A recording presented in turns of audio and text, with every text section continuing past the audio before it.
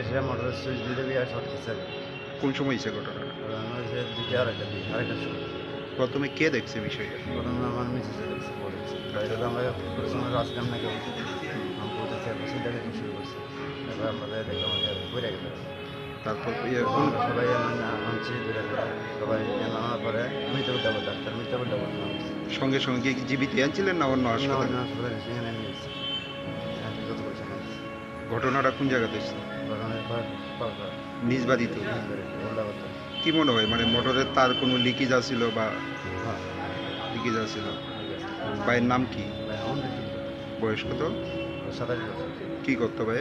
Security কোন জায়গাতে কর্মরত? কর্মকর্তা এরা বাইপাসের রাহুল কাটা।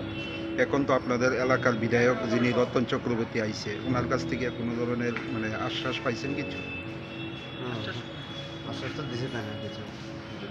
আর্থিকভাবে কোনো ধরনের সহায়তা করবে এরকম? কোনো ধরনের সহায়তা করবে এরকম কিছু দিছে? না অনেক কিছু কথা বলছি না, করবো করছে আর কি। অমিত কি মানে বিয়ে করছে? না বিয়ে করছে।